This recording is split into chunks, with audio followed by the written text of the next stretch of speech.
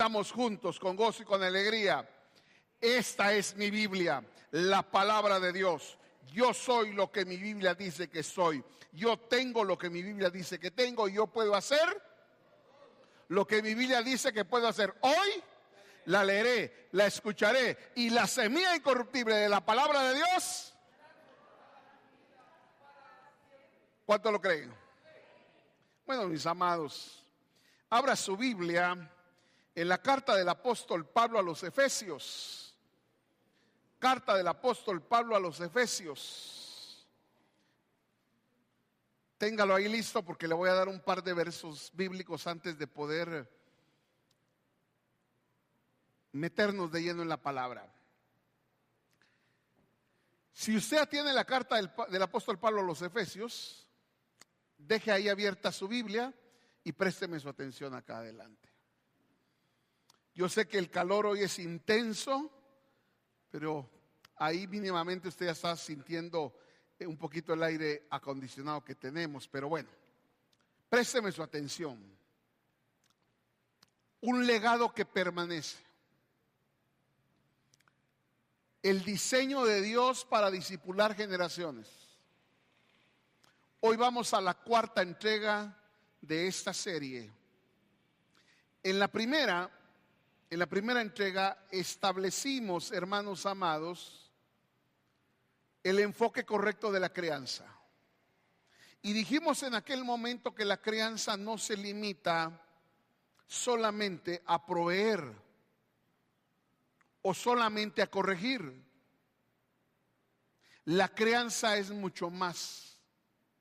La crianza es edificar a nuestros hijos en Cristo Jesús. En la segunda entrega establecimos la importancia de formar criterios en nuestros hijos, para que ellos tengan criterios para poder ser luz en medio de las tinieblas, y que la palabra se escribe en su mente y en sus corazones, y que somos nosotros los padres los que con nuestro estilo de vida formamos criterios en nuestros hijos. Con nuestro estilo de vida les enseñamos a nuestros hijos a cómo vivir la vida y a qué es importante en la vida. Si lo importante es lo temporal y natural o lo eterno. Y en la tercera entrega de hace una semana, nosotros hablamos, hermanos, sobre cuál era el diseño original de Dios, espíritu, alma y cuerpo. Y cómo ese diseño se había alterado por el pecado, pero cómo la regeneración por medio del nuevo nacimiento nos devuelve al diseño original. Pero no olvidemos que hablamos del papel importante de las casas, del papá y de la mamá en la formación y en el discipulado de nuestros hijos. ¿De qué vamos a hablar hoy? Hoy vamos a hablar en esta serie de administración de la gracia. Lo voy a decir de otra manera. Vamos a hablar de cómo se administra la gracia. Vamos a hablar de ser, escúcheme, mayordomos de la gracia. Y entonces, en ese contexto, yo quiero que usted lea el capítulo 1, verso 1 de Efesios. Efesios capítulo 1, verso 1. ¿Cómo dice el versículo 1, capítulo 1 de Efesios? ¿Cómo dice? Pablo, ¿qué dice ahí? Apóstol de Jesucristo por voluntad de Dios, a los santos y fieles en Cristo Jesús que están ¿dónde? Capítulo 4, verso 1. Efesios 4, 1. Efesios 4, 1, ¿ya lo tiene? Efesios 4, 1 dice: yo pues, ¿cómo estoy? Preso en el Señor, os ruego que andéis como es digno de la vocación con que fuisteis llamados. Y váyase al capítulo 3 y deténgase un momento antes de leer el capítulo 3. Dice el apóstol Pablo en el capítulo 1, verso 1 de Efesios, dice: Pablo, apóstol de Jesucristo por la gracia de Dios.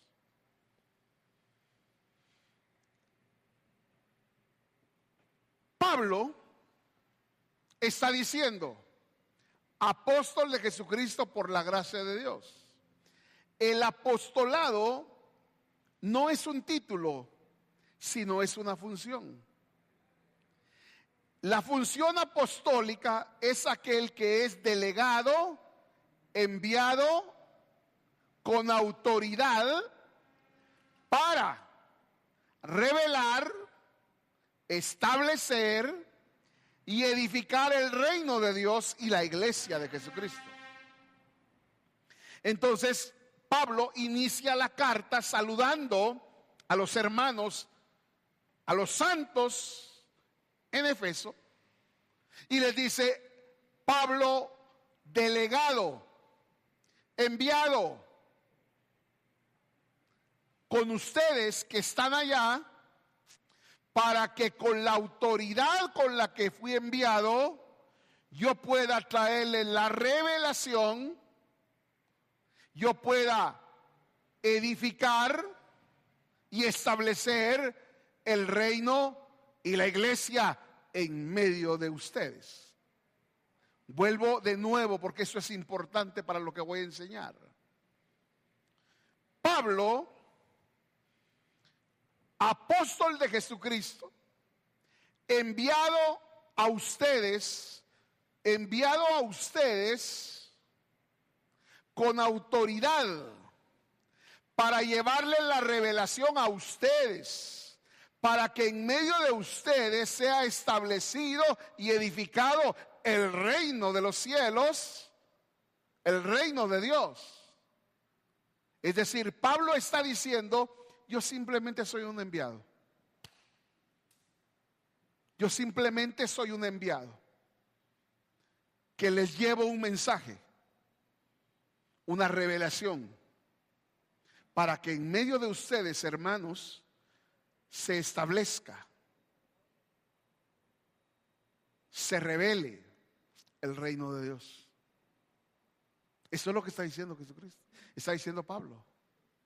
Pero Pablo dice: ¿en qué condición iba? Iba en una condición de estar preso en el Señor. Vea esto.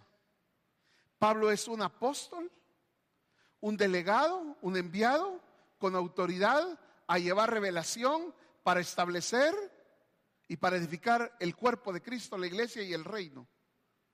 Pero él va en una condición: voy preso en el Señor. Voy preso. No voy a ser rebelde, oh rey Agripa, dice el libro de Hechos, a la visión celestial. Pablo llevaba algo dentro. Pablo llevaba algo que lo consumía. Pablo llevaba algo que él lo dijo en estas palabras. Lo dijo: voy preso en el Señor, voy preso, voy cautivo de la visión celestial. Y esto que me cautiva, esto que me impulsa, esto que me llena, esto que me apasiona, es lo que me hace ir a ustedes. Porque soy delegado, soy enviado por Dios para ir a ustedes con autoridad, para llevarle revelación, para que sea establecido y edificado el reino y la iglesia entre ustedes, hermanos de Efesios. No sé si me estoy explicando que es un apóstol. Esto es un apóstol. Un apóstol no es tener iglesias bajo cobertura. Eso es ego ministerial. Un apóstol, ¿sabe quién es? Es alguien que sabe el diseño de Dios revelado por el Espíritu para edificar la iglesia. Pero eso es carne de otro costal. Mejor me voy a lo mío. Ahora, comprendiendo esto, vámonos a Efesios capítulo 3. Efesios capítulo número 3. Dice Efesios capítulo 3. Por esta causa, yo Pablo, prisionero de Cristo Jesús por vosotros los gentiles, si habéis oído de la ¿qué? De la administración de la mayordomía de la gracia de Dios que me fue dada para con vosotros, que por revelación me fue declarado el misterio, como antes lo he escrito brevemente leyendo, lo cual podéis entender cuál sea mi conocimiento en el misterio de Cristo.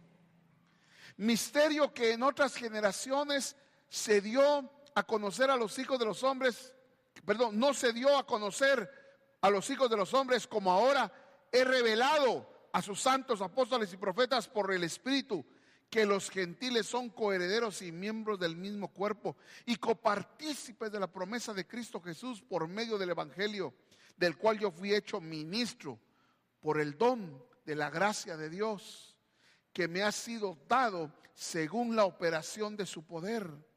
A mí, que soy menos que el más pequeño de todos los santos, me fue dada esta gracia. ¿Cuál gracia? De anunciar entre quienes, entre los gentiles, el evangelio de las inescrutables riquezas de Cristo, y de aclarar a todos cuál sea la dispensación del misterio escondido desde los siglos en Dios, que creó todas las cosas, para que la multiforme sabiduría de Dios sea ahora, ¿qué cosa? Dada a conocer por medio de quién. ¿A quiénes? A los principados y los potestades en los lugares celestiales, conforme al propósito eterno que hizo en Cristo Jesús nuestro Señor, en quien tenemos seguridad y acceso con confianza por medio de la fe en Él, por lo cual pido que no desmayéis a causa de mis tribulaciones por vosotros, las cuales son vuestras. Présteme aquí atención. Pablo está diciendo: yo, Pablo, apóstol de Jesucristo, por la voluntad y la gracia de Dios, me mandaron, me enviaron, me delegaron con autoridad apostólica para ir a llevarles y a traerles la revelación para edificar y para establecer la iglesia. Pero voy preso en el Señor. Ahora, présteme atención acá, iglesia. Capítulo 3. El apóstol Pablo vuelve a decir, lo vuelve a repetir: yo prisionero de Jesucristo. Así comienza diciendo: fui hecho administrador. Diga conmigo, administrador. Oikómonos es la palabra en griego. No se preocupe de esa palabra. La economía de Dios, el administrador, está el mayordomo. Y dice: yo he sido llamado a ser un administrador, un mayordomo, para darles a conocer las riquezas inescrutables de la gracia de Dios. Lo que antes fue oculto, lo que antes no fue revelado, lo que antes no fue enseñado a los hombres, hoy, ahora, de aquí para adelante, a Pablo, apóstol de Jesucristo, por la gracia de Dios, se me encomendó ir a ustedes para mostrarles a ustedes las inescrutables riquezas de su gracia. Cuando dice inescrutables, hermano, es que son incomprensibles a la razón humana. Cuando dice inescrutables, quiere decir que son poco comprensibles a la razón humana. ¿Sabe cómo lo explicó Pablo? Es que es lo alto, lo profundo y lo ancho del conocimiento. Él no podía explicarlo. Pero a mí se me fue delegada esa gracia de ser un administrador, diga conmigo administrador, un mayordomo. Ahora, Pablo está hablando de las riquezas inescrutables de su gracia.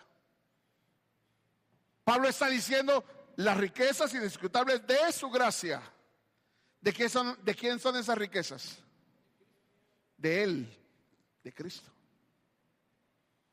Son riquezas inescrutables, enormes, maravillosas, inimaginables, incomprensibles. Yo, apóstol de Jesucristo, me enviaron a ustedes. Por eso dice, para que nos dé conforme a sus riquezas en gloria en Cristo Jesús. Pero no está hablando de casas, no está hablando de carros, no está hablando de riqueza material, está hablando de otras riquezas. ¿Sabe, hermano? Présteme atención aquí. Mire, Pablo fue designado para ser un administrador. Hay una carrera en la universidad que se llama licenciatura en administración de empresas. Ahí va la gente a aprender a administrar las empresas de otros. Así es la vida, así es lo humano. Se aprende a administrar algo. Ahora, ¿en qué momento un administrador se vuelve diestro, competente? En el momento en que sabe que está administrando. Porque si alguien no sabe qué está administrando, ¿qué pasa? Lo puede dilapidar, desperdiciar o perder. ¿Me explico? Entonces, amada iglesia, Pablo es llamado a ser administrador. ¿De qué? De la multiforme gracia de Dios. Así lo llama Pablo, multiforme gracia de Dios. Riquezas inescrutables de la gracia. ¿Qué es lo que tiene que administrar Pablo? La gracia de Dios. Ahora, usted me va a decir, Pastor Melgar, ¿y qué tiene que ver eso con las familias? Porque usted me está hablando de Pablo. Pero eso tiene que ver con usted también. Porque usted mamá y usted papá, es un apóstol de Jesucristo. Ahí en la casa, ahí en el hogar, ahí en la familia, ahí en su matrimonio, ahí en su familia. Usted es un apóstol de Jesucristo. Usted ha sido delegado con autoridad para llevar la revelación. ¿Por qué, iglesia amada? Porque ¿acaso no dice que somos la familia de Dios? ¿Acaso no decimos que Él es el Padre y que nosotros somos sus hijos? Ese es un vocabulario doméstico, es un vocabulario de casa, es un vocabulario de familia, es un vocabulario, hermano amado, donde hay una proximidad. Ahora, ¿en qué momento un administrador se vuelve competente? Cuando sabe que está administrando.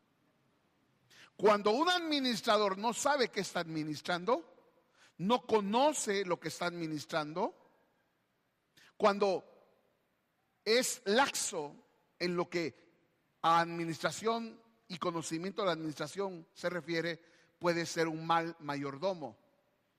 ¿Y sabe cómo dice Pablo? En cuanto a la gracia, que cada hombre sea hallado digno de la administración de la gracia. ¿Qué administramos? Gracia. Ahora, ¿qué es gracia, hermano? Porque si tenemos un conocimiento limitado, escaso, débil de lo que es la gracia de Dios, puede ser que en el momento de administrarla, la estemos desperdiciando. Porque alguien puede pensar que gracia solamente se limita a perdón de pecados. O que gracia solo se limita a un favor inmerecido. O que gracia solamente se refiere, error número 1, pensar que la gracia es tener cosas materiales. ¿Qué administramos? ¿Qué es lo que administran los pastores, los ministros? Porque aquí dice lo que yo fui llamado ministro. Y nosotros pensamos que ser ministro o ser llamado ministro es una palabra que nos encumbra sobre los hermanos. La palabra ministro es ser mayordomo, es ser sirviente. ¿Por qué cree usted que hay ministro de economía, ministro de finanzas, ministro de salud pública y asistencia social? El señor ministro, con tanta pompa que le llamamos, no, él es ¿sabe qué es él? Un servidor público. Es un servidor público, llamado a administrar la riqueza del Estado, por bien de la familia que se llama Pueblo de Guatemala. Ahora, ¿qué es un ministro del Evangelio? Alguien que administra la gracia de Dios. Ahora, ¿qué administra el sirviente? Mire, ser ministro del Evangelio, ser administrador del Evangelio, no tiene que ver con que yo, cuando me digan ministro, me voy a ir a sentar a la mesa para que me traten para que me ministren la comida. No, ser ministro del Evangelio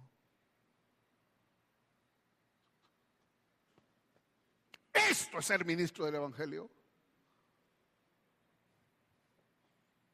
¿Ve la diferencia de lo que es ser un ministro y un disque ministro?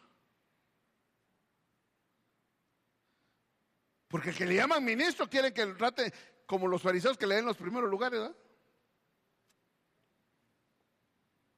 Un ministro es alguien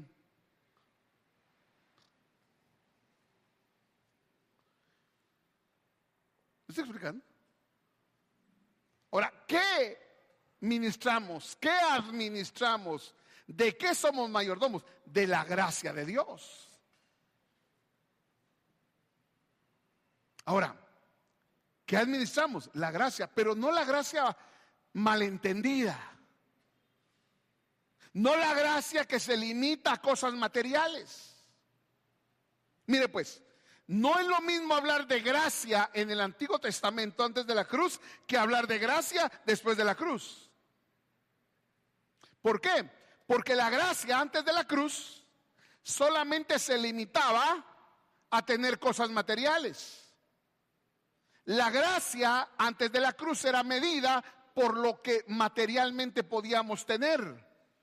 Cuánto ganado, cuánta tierra, cuánta buena cosecha teníamos, si teníamos cosas materiales, entonces la gracia de Dios.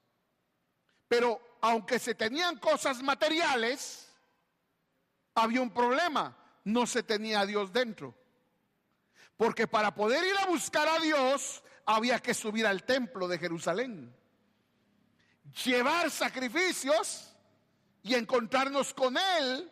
Y ni siquiera nos lo veíamos face to face, sino que había un grupo de sacerdotes y había uno que una vez por año entraba en representación de todos. Pero la presencia de Dios, la vida de Dios, estaba solamente, hermano amado,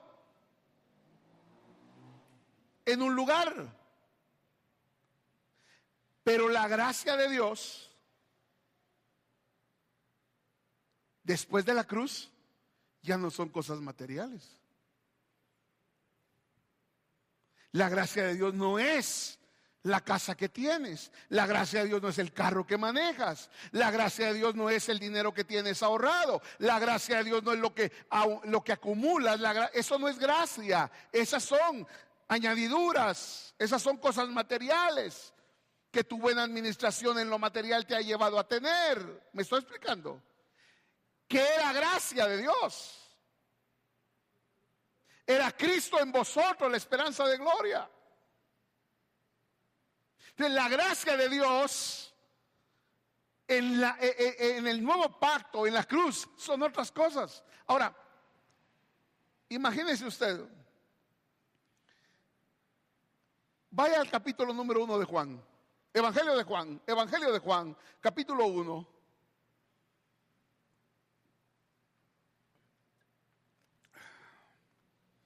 Evangelio de Juan, capítulo 1. ¿Cuántos aménes tengo en el Evangelio de Juan? Capítulo 14, versículo 14. Juan 1:14. Juan 1:14. ¿Lo tiene? ¿Cuántos aménes? Y aquel verbo fue hecho ¿qué? Y habitó entre nosotros. Y vimos ¿qué cosa? Su gloria. Gloria como la del unigénito del Padre. ¿Y qué tenía ese Hijo de Dios? ¿Estaba qué? ¿Lleno de qué? De gracia y de verdad. Juan dio testimonio de él. Clamó diciendo: este de quien yo decía, el que viene después de mí es antes de mí, porque era primero que yo. Verso 16. Póngale atención el verso 16. Porque de su plenitud, ¿qué hicimos? Tomamos,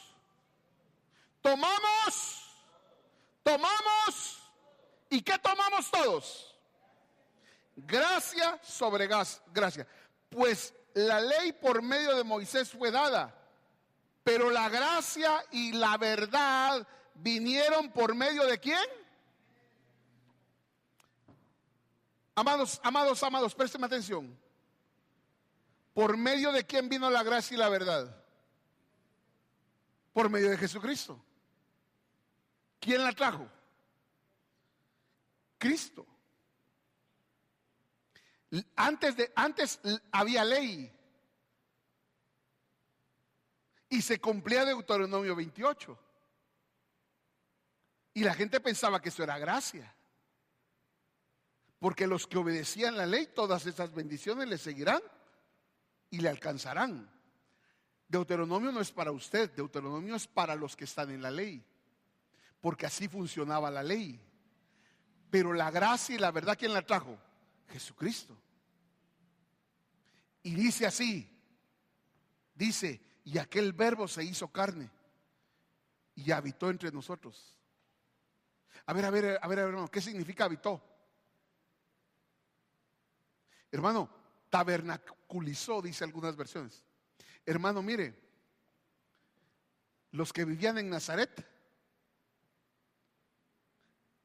pero no lo sabían, los que vivían en Capernaum y los que vivían en Belén, que eran vecinos de María y de José, donde Jesús, el varón judío que portaba la gracia, vivía. Ahí estaba la gracia de Dios. Ya no tenían que ir a buscar a Jerusalén la presencia, porque la presencia, dice, habitó entre nosotros. Y vimos su gloria. Gloria como la del Hijo de Dios, lleno de gracia y de verdad. Ahora, me llama la atención aquí algo. Y de su plenitud tomamos todos. Présteme atención.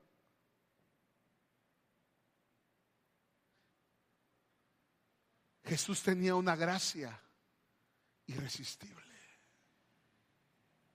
Quien lo conocía, quien hablaba con él, quien convivía con él, quien estaba con él, tomaba de su plenitud, tomamos todos. No sé si ya lo vio. A ver, verso 16, todo el mundo, verso 16. Porque de su plenitud tomamos todos. ¿Qué tomamos? Gracia sobre gracia. Gracia sobre gracia. Gracia sobre gracia. Hermano amado, ¿qué estamos tomando de él? Gracia sobre gracia. Hermano, la gracia de Dios es dándose a sí mismo a todos en Cristo.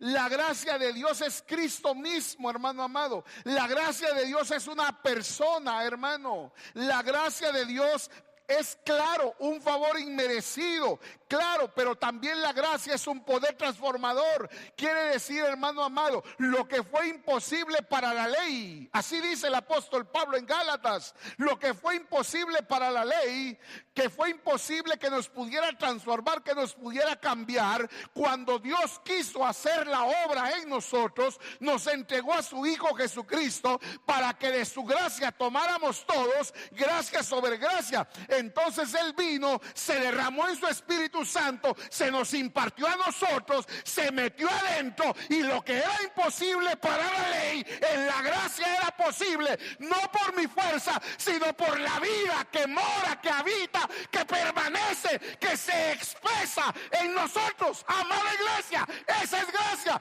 Cristo en nosotros, la esperanza de gloria. ¿Lo está viendo, hermano? Los israelitas pensaban, hermano amado, como muchos nosotros pensamos alguna vez, que teníamos que ir a 200 kilómetros, 214 kilómetros de Amatitlán, allá por un departamento que se llama Chiquimula, cerca de la frontera con Honduras, a buscar la presencia de Dios. Pero la presencia de Dios es Cristo en nosotros, la esperanza de gloria. Esa es gracia. Gracia es un poder transformador. Gracia es una atmósfera, una dimensión diferente en la cual nos encontramos, iglesia amada. Es Cristo mismo. Es esa gracia de Dios. ¿Sabe cuál es la respuesta a la gracia de Dios? El gozo. Entonces, gracia es la suficiencia de Dios. Ahora, vea eso. Y vimos su gloria como la gloria de Dios, del Hijo, del unigénito Hijo de Dios, lleno de gracia y de verdad. Y dice, y de su plenitud tomamos todos. A ver, voy a aprovechar. Por el ejemplo dice, y de su plenitud tomamos.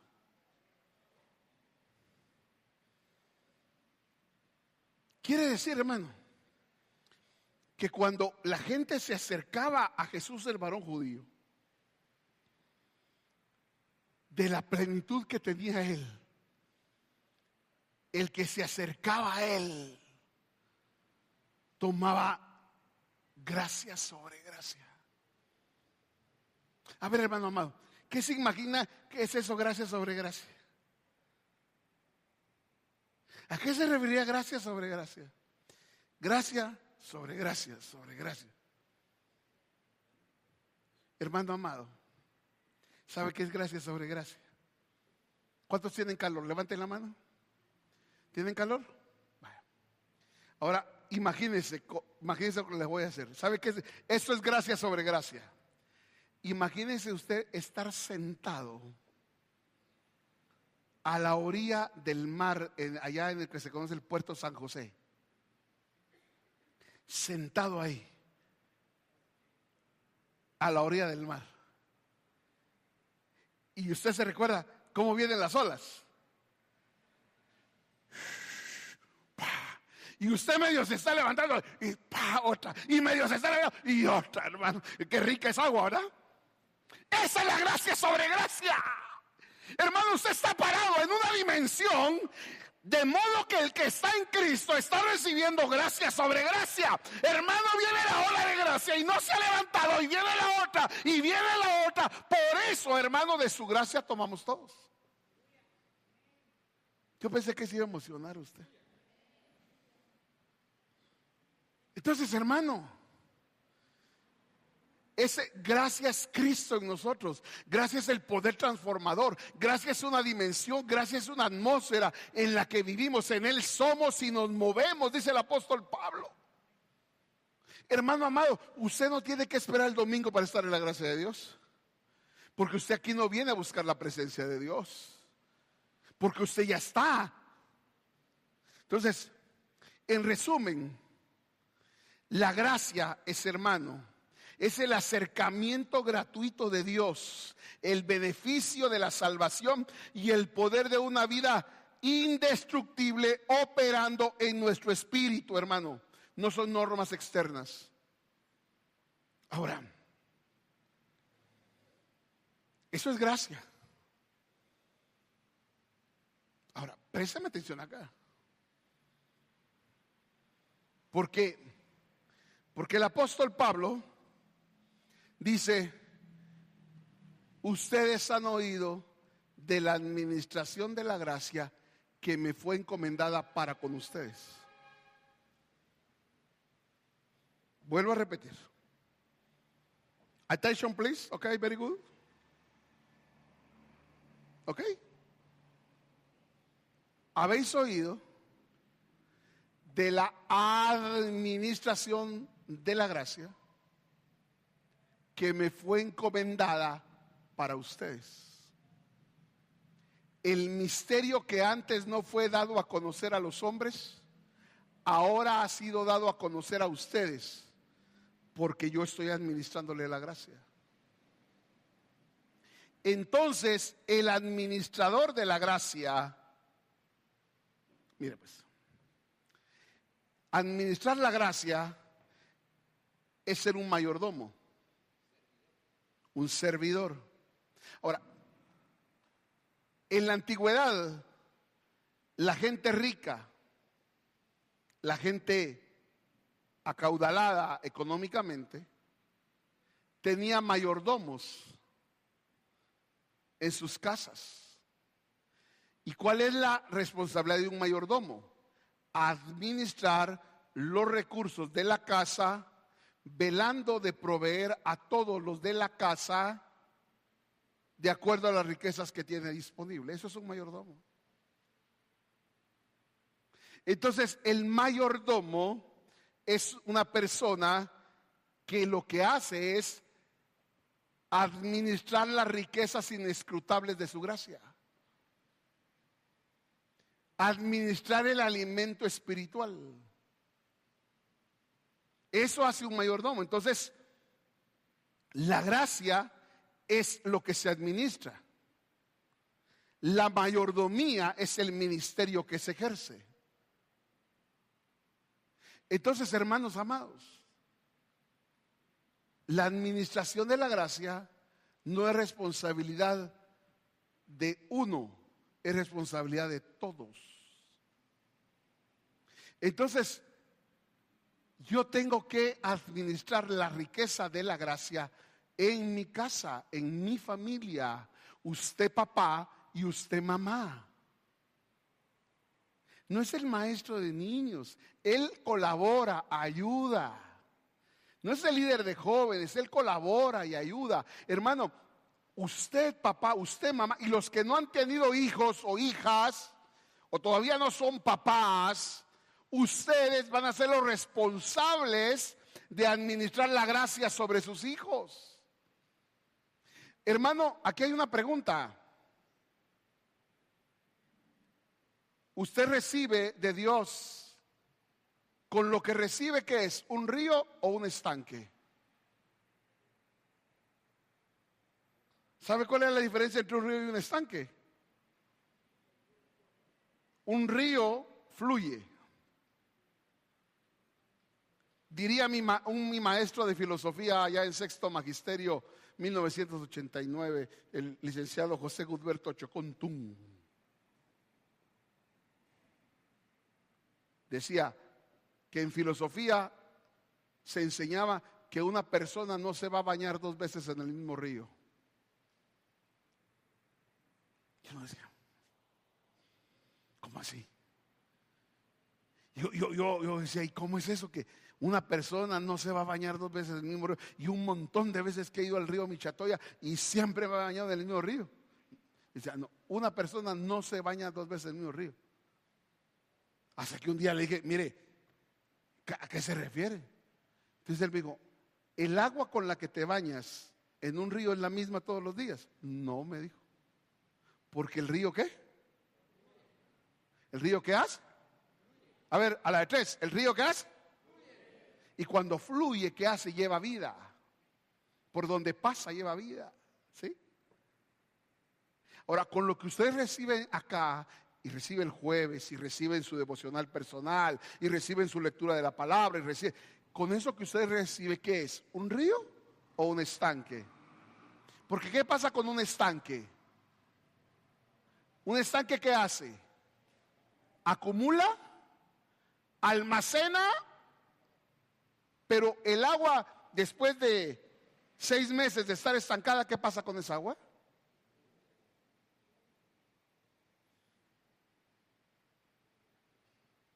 Usted no puede meter a un estanque, hermano, un pez, porque después de 15 días el pez está muerto. ¿Por qué cree usted que está muerto el pez?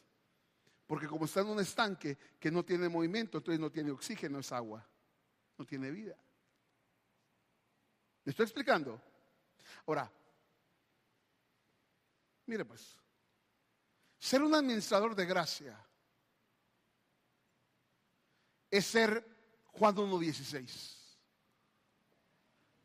Y de la plenitud que hay en usted, todos toman gracia sobre gracia. Atención, por favor, lo vuelvo a decir. ¿Qué es ser un administrador de su gracia? Es hacer vida en mi vida, Juan 1:16. De la plenitud de su gloria que está en mí, todo el que me conoce toma gracia sobre gracia.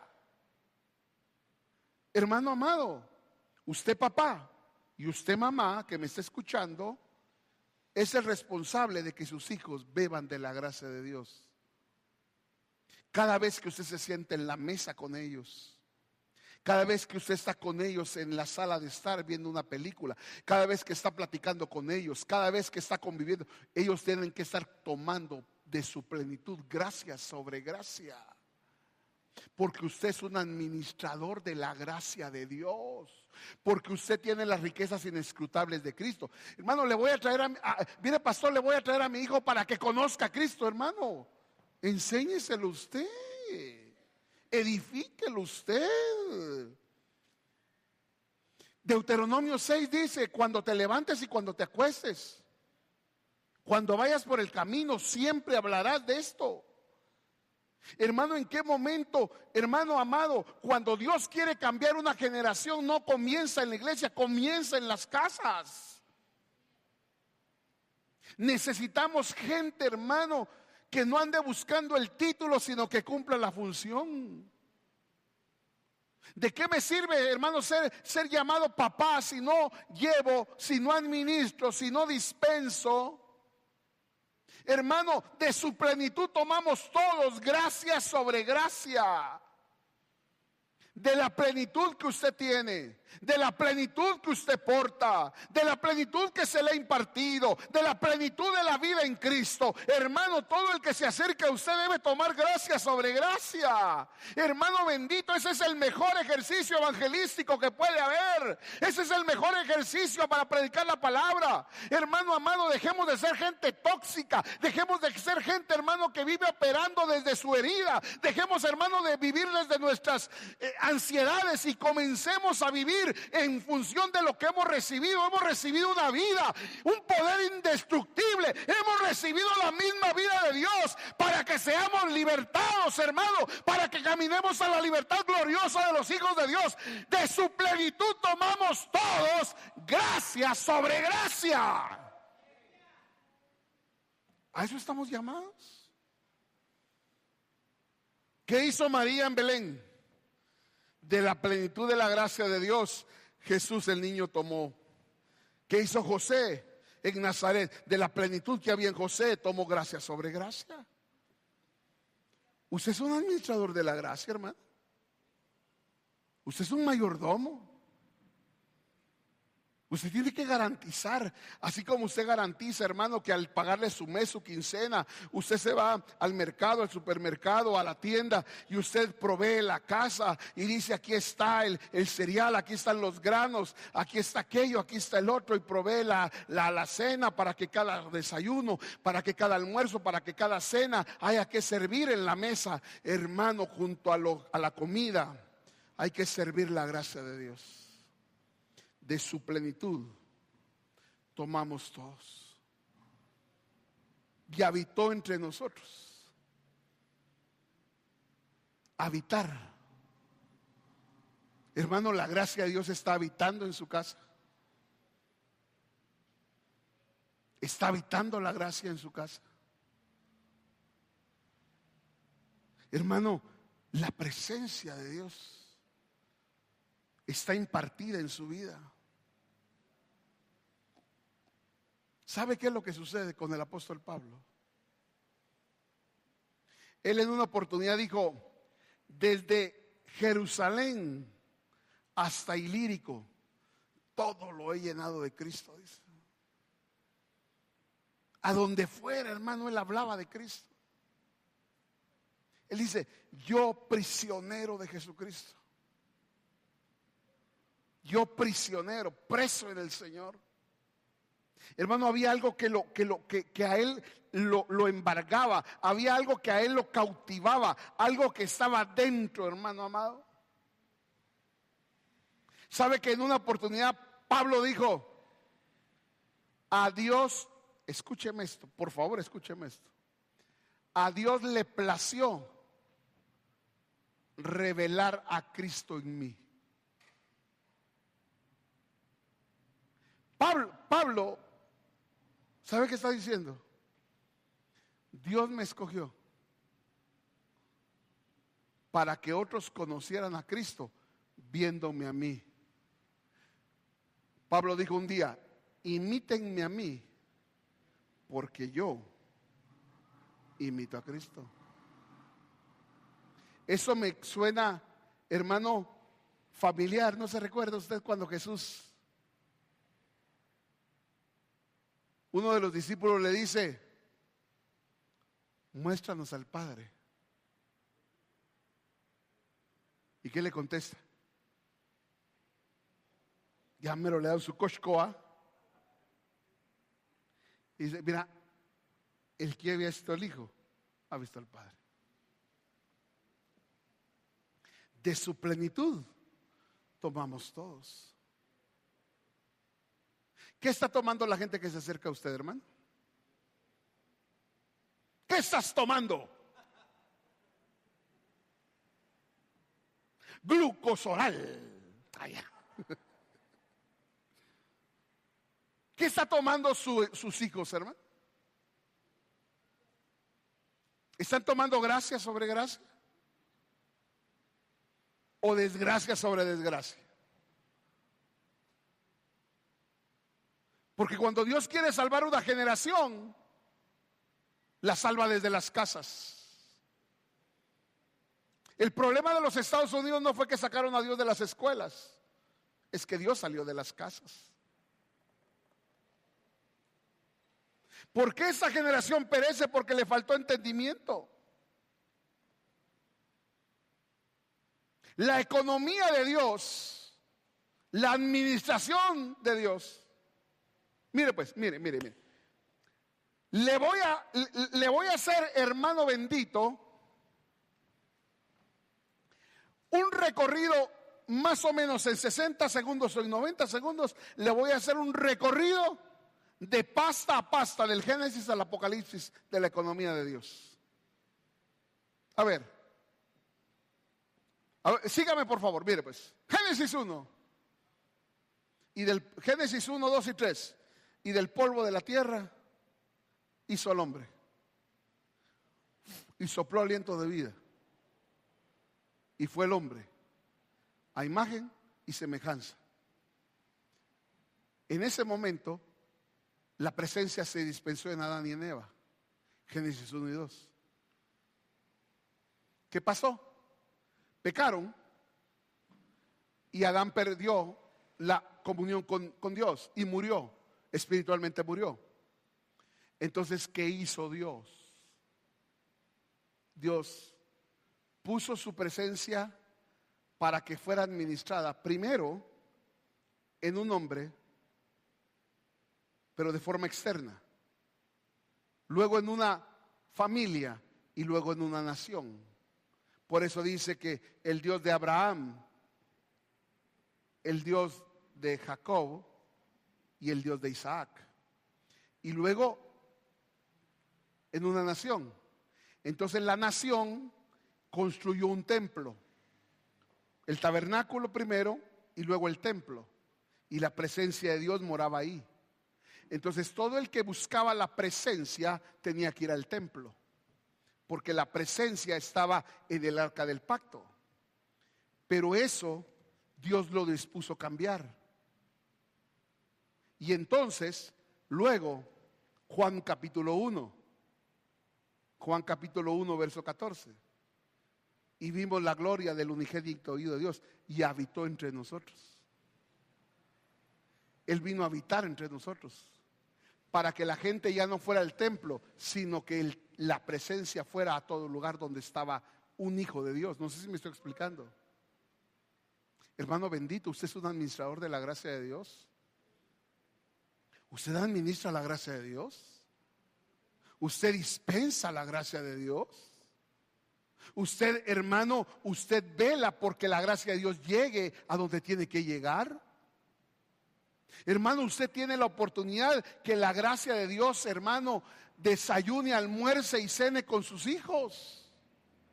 Usted tiene la oportunidad que la gracia de Dios se siente a platicar con sus hijos en la sala. Usted tiene la oportunidad que la gracia de Dios, hermano, se ponga a platicar en el comedor. Usted tiene la gracia de Dios en usted para que la gracia de Dios toque a sus hijos. Hermano, no se lo lleve a un profeta para que un profeta le ponga la mano, porque la misma gracia que tiene el profeta, la misma gracia tiene usted para que la gracia de Dios toque a sus hijos. No sé si me estoy explicando, hermano. Es que le voy a llevar a mi hijo al hombre de Dios. El hombre de Dios es usted. Usted es el hombre de Dios. Usted es la mujer de Dios. Usted, hermano, dispensa la gracia de Dios. Ahora, ¿por qué Pablo fue tan bueno en lo que lo mandaron a hacer? Pablo, apóstol de Jesucristo, por la gracia de Dios. A los santos que están allá, vio preso en el Señor, se me entregó esta gracia de ser administrador y ministro para que lo que no fue revelado ahora sea revelado a ustedes. Yo vengo con la gracia de Dios. Ahora, présteme atención acá. Cuando yo leo la Biblia, las más grandes revelaciones de Dios se las dio a gente presa.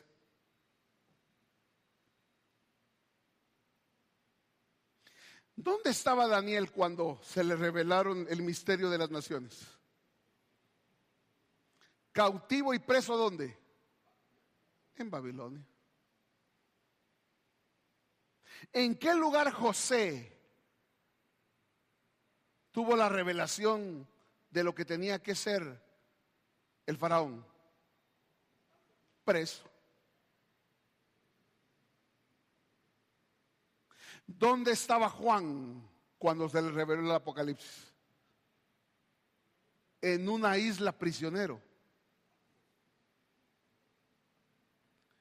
¿Y en qué lugar el perito arquitecto de la iglesia, Pablo, tuvo sus más grandes revelaciones?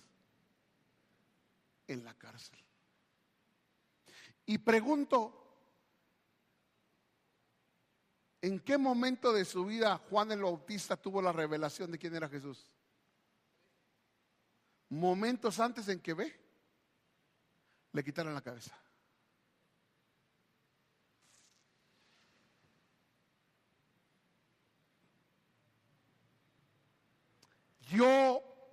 apóstol, yo Pablo, apóstol de Jesucristo, preso en el Señor. Hermano, había algo que le cautivaba, había algo que lo aprisionaba en el buen sentido de la palabra, había algo que lo apasionaba, había algo que lo consumía. Gaby cantaba hoy: con gusto gastaré mi vida. Y yo me pongo a Pablo, hermano, ¿sabe usted a qué edad murió Pablo? No tenía ni 60 años cuando murió Pablo.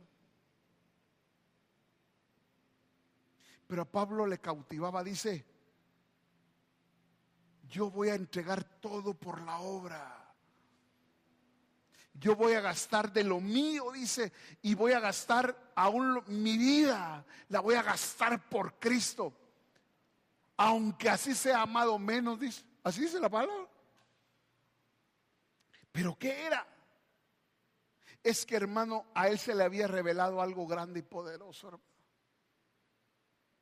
Y él estaba tan convencido de lo que portaba que él caminó y caminó y caminó y caminó. Estuvo, hermano, en camino de ladrones. Hermano, estuvo como náufrago, hermano. 3 veces lo azotaron, hermano amado. Lo apedrearon, hermano. Lo lincharon, hermano amado. Lo agarraron preso, hermano. Le dijeron que apartara su vista. El rey Agripa le dijo: aparta tu vista de esa visión. Le dijo: no voy a apartar mi vista de la visión celestial, hermano. Le hicieron, le recontrahicieron, le volvieron a hacer, lo dejaron solo, hermano, pero Pablo permaneció porque él tenía algo dentro, algo tan grande y tan poderoso. Lo habían llevado al tercer cielo, lo que ojo no había visto, lo que oído no había oído, se le metió adentro y dijo: esta es la vida, esta es la vida, esta es la vida, no me puedo callar,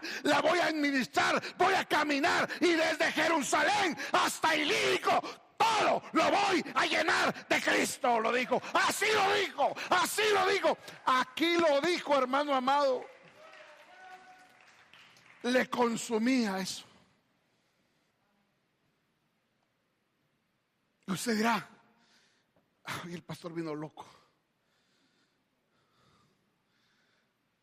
Es que cuando algo le consume a uno, hermano, mire cómo dice Romanos capítulo 12. Os ruego, hermanos, que por las misericordias de Dios se presenten ustedes mismos como una ofrenda viva, santa y agradable ante el Señor. ¿Cuáles misericordias hay que acordarse? Te justificó, te declaró justo, te redimió. ¿De qué te redimió? De la muerte, del poder del pecado y de la maldición de la ley. Te redimieron, te compraron en el mercado de los esclavos. Una moneda espiritual fue dada, la sangre de Cristo, para que fuésemos redimidos. Y no solamente nos llamaron justos, no solamente nos redimieron, sino también nos reconciliaron con Él. ¿A dónde quiero llegar, hermano? Yo sé que te has preocupado por el destino económico, profesional, por el bienestar de tus hijos. Te felicito. Eso es parte de ser buen padre. Pero su destino eterno, qué bueno si tenemos hijos bien portados. Pero su destino eterno,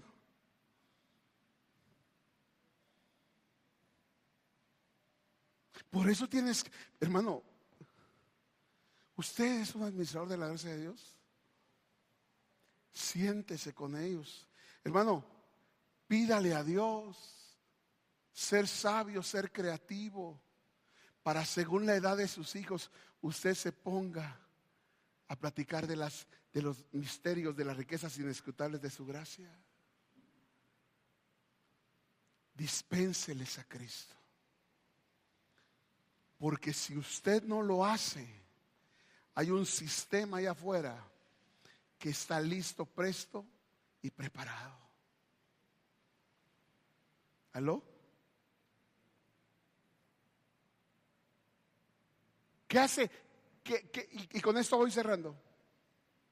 En resumen, hermano, ¿qué hizo que Pablo fuera un buen dispensador, administrador y mayordomo de la gracia de Dios? ¿Sabe usted? Primero, Pablo tenía una revelación en el Espíritu. Présteme atención. Yo sé que hay calor. Yo sé que hay calor. Ya nos vamos a ir. Deme los últimos minutos. ¿Por qué Pablo pudo actuar con tanta pasión?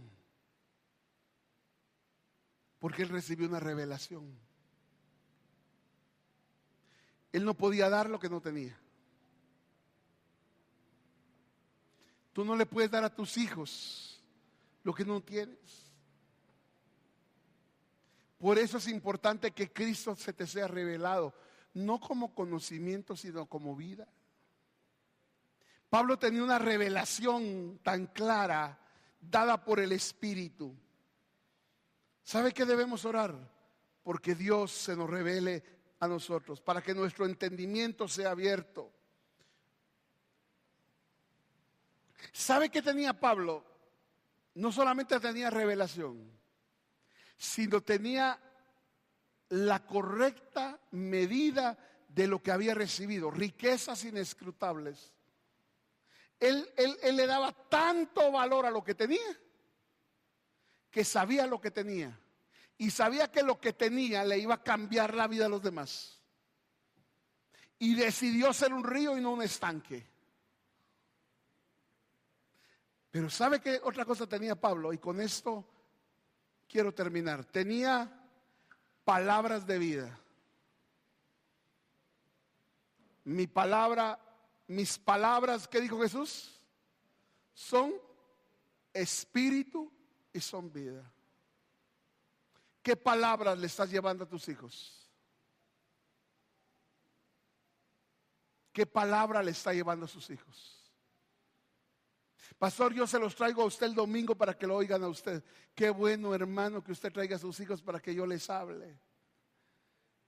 Pero yo solo les puedo hablar 1 hora entre semana. Usted los tiene 24/7, 365 días, 7 días a la semana en su casa. ¿Qué tal si se pone usted a recibir revelación de Dios, a valorar la riqueza que tiene y le comienza a hablar a sus hijos de las inescrutables riquezas de Cristo? Eso es ser administrador de la gracia, eso es ser mayordomo de la gracia.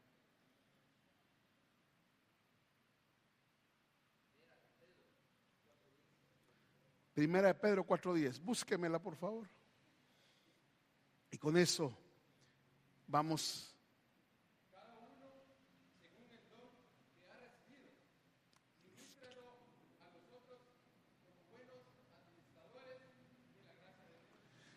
Cada uno según el don que ha recibido, ministrelo a los demás como buen administrador. ¿De qué? Hermano, yo quiero hacer un llamado esta mañana. ¿A quiénes? A los padres, a las madres, a usted que está aquí presente, hermano, a ser un buen administrador de las riquezas de Dios. No nos conformemos con una espiritualidad barata, hermano. No nos conformemos con una espiritualidad superficial. Seamos prisioneros de Cristo, hermano. Alguien me dijo, pastor, ¿hasta cuándo va a ser eso? Refiriéndose es qué tan permanente es ese trabajo de ser administrador en el hogar de la gracia de Dios. Y yo me acordé, yo dije, ¿qué le contesto? Y me acordé de algo. Dice el apóstol Pablo en Efesios capítulo 4, verso 12 en adelante. Hasta que todos lleguemos a la estatura a la medida de un varón perfecto. Pastor, ¿y hasta qué momento se acaba esto de ser administrador de la multiforme gracia de Dios para mis hijos? Hasta que sus hijos lleguen a la estatura, a la medida del varón perfecto que es Cristo Jesús. No se canse. Hermano, es que usted, si supiera lo rebelde, no quieren saber nada de Dios, no quieren saber nada de la iglesia, no quieren nada. Hermano bendito, no se canse. A tiempo y a distiempo usted siga y siga y siga y siga, hermano amado, hasta que, hermano, usted pueda ver el fruto. Dice, tal vez usted ha sembrado con lágrimas, pero con gritos de regocijo va a cosechar, hermano amado. No aceptamos ni las tinieblas ni la muerte para nuestros hijos, hermano amado. Declaramos que nuestras generaciones serán parte de una generación que amará a Dios y que honrará a Dios, hermano amado. Yo lo declaro sobre sus hijos, sobre sus nietos, sobre sus bisnietos y sobre todas sus generaciones. Yo declaro, hermano, que el bien y la misericordia del Señor estarán en sus generaciones. ¿Sabe por qué? Porque Cristo en usted lo va a hacer usted un administrador de la multiforme gracia de Dios. Y lo va a llevar a hablar en tiempo y distiempo. No se detenga, póngase de pie.